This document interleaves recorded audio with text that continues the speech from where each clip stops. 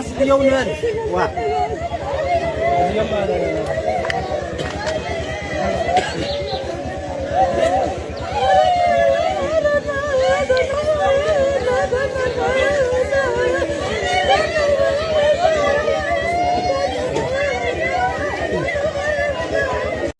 ላዕሎት መኮንናት ብልጽግና ተማሪሆም ይባላሉ ሰራዊት ብርሃኑ ጁላ ድማ ይበታተናሉ ብርሃኑ ጁላን አደነች አባቤን እንታይ አይነት ሓደገኛ ቃላትዮም ወርዊሮም ናይ አብይ ቁጥዕ መልስ ተግባር ከምንታይ ይብገስ ሻዕቢያ ኣብ ክልል ትግራይ አትያ ይባላሉ ክሳዕ ክንደይ ሓቅነት አሎ ከምኡውን እዚ ኩነታት ናበዩ አንፈቱ ዝብሉን ዛዕባታት ሒዝና መጽና ለና ዝኸበርኩም ተኸታተልትና ማቴዎስ ዘለዓለም ዘዳሎ ትንተናዩ ኣብ ኩሉ ንኽባጻሕ እዚ ትካልኩም እዩ ንኽዓቢ ድማ ላይክ ሰብስክራይብ ኣዋፍሩን ተዋፍሩን እናበልና ሕማም አብይ ንሕማም ደርጊ ብዘዘኻኽር መሰጋገር ሙዚቃ ንግዚኦም ፍለይኩም ኢና ክንምለሰኩም ኢና ሰናይ ምክትታል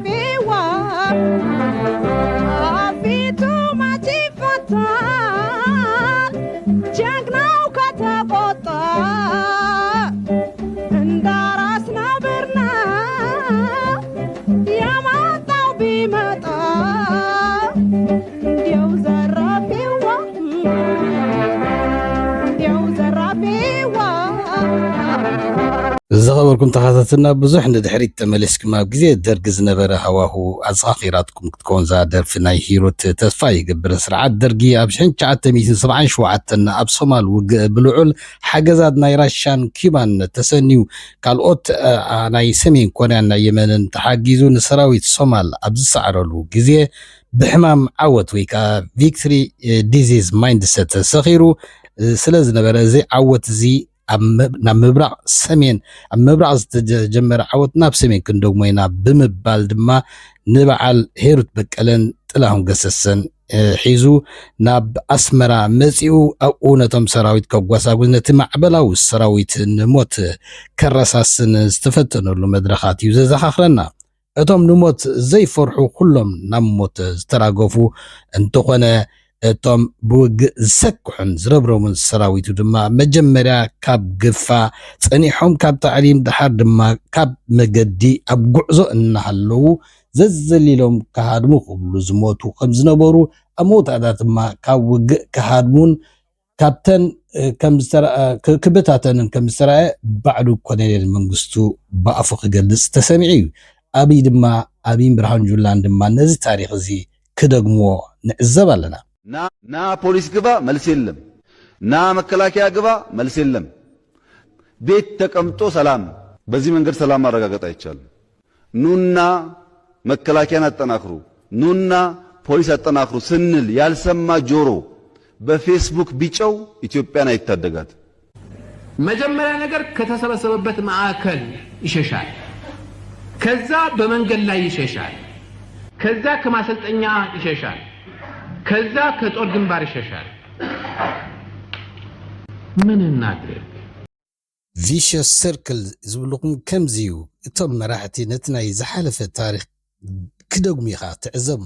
ኣብ ሳልስ ጀመረ ግጭት ናይ ጸለምትን ራያን ከባቢ ወልቃይትን ተባሂሉ ዝግለጽ ዘሎ ድማ ግጭት ኢሎም ይገልጽዎ ዳ እምበር እቲ ድባብሲ ነቲ ናይ ዓብይ ውግእ አንፈታት ወይ ጅማሮ ብቁጥዕ ወይ ብናይ ህዝቢ ቁጥዕን ሻቁሎትን ዝተሰነየ ይቅጽል ከም ዘሎን ትውግእ ከኣኒ በከባቢኡ ይላባዕ ከም ዘሎ ይዝሕበር ዘሎ ብድሮን ክልተ መካይን ናይ ሲቪል ዘጥቃዓሉ ዝዓበየ ምክንያት ኣባይታ ከቢድ ሓደጋ ገጢምዎ ከም ዘሎ እዩ ዝግለጽ ዘሎ ትማሊ እቲ አብይ ካብ ስትራቴጂካዊ ቅርጽ መሬት ኮረም ኣላማጣን ራያን ከባቢያን ሃዲሙ ኣብ ወልዲያን ቆቦን ድፋዕ ይሰርሕ ከም ዘሎን ኣብ ቆቦ ድማ ናይ ሰዓት እቶቶ ወይ ኣዋጅ ሕዙፅ ሓደጋ ከም ዝኣወጀን ኩሉ ሰብ ዝኣቱን ዝወፅን ይካተሎ ብጥብቂ ይከታተል ከም ዘሎን ድፍዓት ድማ ውቑዒቱ ካብ ክመጾ ዝኽእል ፀረ መጥቃዕቲ ወይ ከዓ መጥቃዕቲ ናይ TDF ናይ ፋኖን ይጽበ ከም ዘሎ ይዝግለጽ ዘሎ ዝበዝሐ እዛ ዓብይ ካብ ኮረም ኣላማጣ ራያ ዝወጻላ ምክንያት ኮነ ኢሉ ኣብ መንጎ ትግራይን ኣምሓራን ውግእ ንክኽፍት ከናቁቶም ኢሉ ነቲ ወልቃይት ነቲ ራያ ከም ናይ ካሽሚር ናይ ህንዲ ናይ ፓኪስታን ክጥቀመሉ ከም ዝደለየ ዝሕብሩ ብሽርሒ ዝገበሮ እዩ ዝብሉ ኣለዉ ክኸውን ንኽእል ከይኸውን ንኽእል ብናህና ወገን ክንሪኦ ከለና ግና እቲ ኣብ ባይታ ዘሎ ኩንነት ከምዚ ዝሕብሮ ዓብይ ኣብ ከበባ ናይ TDF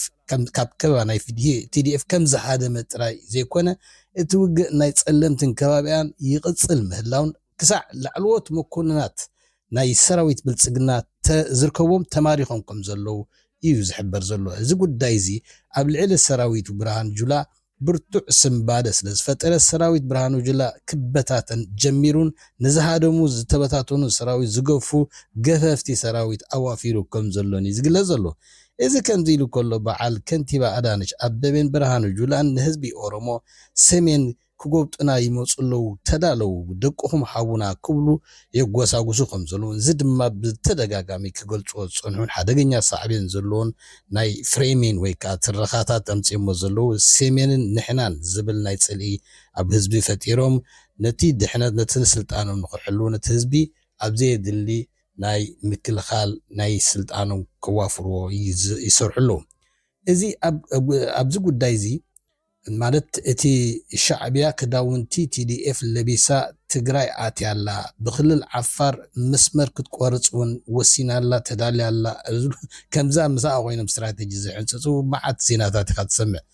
እዚ ድማ ናይ ፕሮፓጋንዳ ኣካል ናይቲ ዲጂታል ወፍሪ ናይ ሳይበር ወፍሪ ብወግዒ ዝዓወጅዎ ናይ ዓብይ ስራሕ ኮይኑ ነቲ ናይ ሻዕብያ ኣትያ ዓቕሚ ናይቲ ኣብቲ ባይታ ዝገጥሞ ዘሎ ናይ ፋኖ ናይ TDF ከናሹን ከናኣስን ክብል ሻዕብያ ኣትያ እሳተ ማሕድሮ እሳተ እዞ እናበለ ዛረብ ዝረአ ዘሎ ኣብዚ እዋን እዚ ፋኖ TDF ናይ እጎጉመ ዓፋርን ኦላን ልፍንቲ ዝኾነ ናይ ሻዕብያ ሓገዝ ከም ዘየድልዮምን ሰራዊት ኣብይውን ዓቕሙን ቁመኑን ስለ ዝፈልጡን ፋኖ ዘይከኣለን TDF ክምክትን ኣትኪሉ ክዋጋእን ዓቕሚ ከም ዘይብሉን ተረዲኦምሲ ድሮ ንኣፍሪካ ሕብረትን ኤምባሲታትን ጥራዓናቱ ከዋፍር እዩ ዝረአ ዘሎ እዚ ኩሉ እዚ ሕጂ ኣፍሪካ ሕብረት ዘውፅኦ ዘሎ መግለፂ ይኹን ብዘይ ኣፍልጦ ናይ ኣብይ ኢልካ ዝሕሰብ ኣይኮነን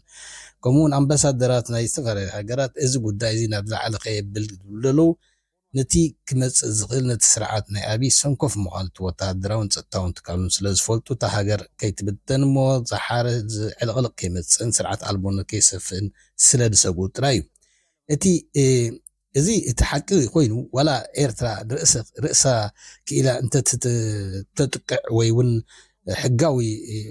ዝኾነ መልሰ ተግባር እንተትህውን ዘኽፍኣላ ኣይኮነን ካብ መራሒ ኢትዮጵያ ትሒዝካ ሓፈሻዊ ሓለቓ ስታፍ ናይ ፊልድ ማርሻልን ኩሎም ሰበስልጣናት ናይ ኦህዴድ ንኤርትራ ብወግዒ ወሩ ምዃኖም ብሜድያ ብፅሑፍን ገሊፆም እዮም እዚ ድማኒ ኤርትራ ኤሚነንት ትረት ኣለኒ ኢላ ዝኾነ ይኹን መልሰ ተግባር እንተሂባ ተጥቅዕ እንድሕር ክኢላ እውን ሕጋዊ መሰላም ምዃኑ ዝፍለጥ ኮይኑ ክሳዕ ኤሪቻ ኣብ ቀይሕ ባሕሪ ከብዕሉ ብወግዒ ብሰበስልጣን ደረጃ ብመራኸቢ ብዙሃን ናይ መንግስቲ ክገልፁ ካብ ዘይሓፈሩ ግንቦት 24 ኣብ ኣዳራሽ ሚሌኒየም ኣዲስ ኣበባ ክንፅምብሎ ኢና ምባል እውን ነውሪ ከም ዘይኮነ ክፈልጡ ይግባእ ብሓፈሻ እዚ ኩነታት ግን ናበይ ገፁ እዩ እንተኢልና መልሱ ንድሕሪት ተመሊስካ ነቲ ፓተርን ምውካስ እዩ ዘድሊ ኢትዮጵያ ናይ ኢትዮጵያውያን ኮይና ኣይትፈልጥን ወትሩ ኣሜሪካ እዮም ዘመሓድርዋ ክብሉ ኣቦይ ስብሓት ነጋ ዘስመሩሉ ሓቂ ንሳ ወትሩ ትደጋገም ኣሜሪካ ንኣብይ ዝደልይዎ ኣይመስሉን ስለዚ ክጭፍጨፍ እንከሎ ስቕ ኢሎም ክዕዘቡ እውን ይኽእሉ እዮም ብርሃኑ ጁላ ድማ ንዝተበተኑ ሰራዊቱ ገፊፉ ከኣኻኽብ እዩ ተዋፊሩን ኣዋፊሩን ዘሎ እዚ ወታደራዊ ትካል ስርዓት ኣብይ ቀደሙን ዝጠቅም ቁመና ኣይነበሮን ሕጂ ድማ ገና ቀንሚ ውግእ ክፈራርስ ክኸድዕን ክንሪኦ ከለና ልክዕ እቲ ኣብ ግዜ ደርጊ ዝረአ ነበረ መወዳእታ ፓተርን ክደጋገም ኢና ንርኢ ዘለና ካብዚ ክባን ፀበባን ትግራይ ድማ ናይ ህላውያን ሕቶን ክወፁ እንተኮይኖም ወታደራ ቅልፅሞም ከርእዩ ክግደዱ እዮም ስለዚ ድማ ናይ ትግራይን ፋኖን ኦላን ዓፋርን ንስሙር ግንባር ናይ ሓባር ስራሕ ክሰርሑ ትጽቢት ይግበር እዚ ኩነታት ድማ ናብ ዝለዓለ ዓሪጉ አቢ ናብ ዝኾነ ይኹን ዋላ ካብ ስልጣን ክእለውን ናብ ዝድረኸሉ ኩነታት ዝግደደሉ ኩነታት ክፍጠር ከም ዝኽእል ምግማት ይከኣል እዩ እዚ ሜጋ ስቱዲዮ ዝተዳለወ ዝኽብርኩም ተኸታተልና ብካልእ ስጋም ንራኸብ ዘሰናይ ይሁንና ይኸውልህ የዚህ ልጅ እናት እንዴት እንደምትሳቀቅ አስበው ለየትኛው ዓላማ ብላችሁ ነው ሄዳችሁ የምትማገዱት የትኛውን ዓላማ ለማሳካት ነው ሄዳችሁ የምትማገዱት ና ይልሃል ኮንና ጋሸና ወስዶ ሊያዋጋ አባዬ ይሄ ስለገባቸው ቆቦ ላይ ካመጣቸው ከራያ ሰብስቦ ካመጣው በኋላ በዚህ በኩል ከፋኖ ጋር በዚያ በኩል ከቲፒኤልኤፍ ጋር ናግጠምና ተፋለም ናግጠምና ተዋጋ ሆኗል ነገርየው ማለት ነው አምልጥ የሚትለው ቋንቋ አሁን ነው የሰራቸው አባዬ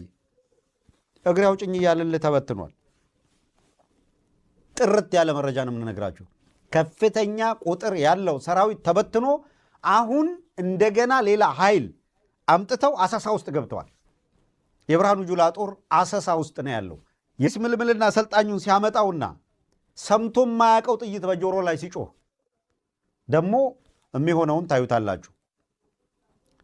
ግን በስተትም ቢሆን እንዳትሞክሩት አንድ ጊዜ ደግመን እንስማው ተላካስ እንገባ እንደ እንቁላል ነበር እንደዚህ አንከባክቦን ይዞን እዛ ውስጥ መከቱን ከዛ ለአገርን ታግላለን ብለን ሄደን ከተጎዳን በኋላ ወደ ሰፈራችን ስንመለስ እንደ ውሻ እየተቆጠረን ነው ማለት ነው ተጎዳም እኮ መወደድ አለበት እኮ እኛን አገራችን እኮ እንደዚህ የተቆረጠን እንጂ በእናትን እርሻ ያረሰን እኮ ግሬ የተቆረጡት ማለት ነው ግን ደግሞ እንደዛው ነው አንድ አመት ሙሉ ቀበሌ ቤት አንድ ግራስ እኮ ለምኛ አጣው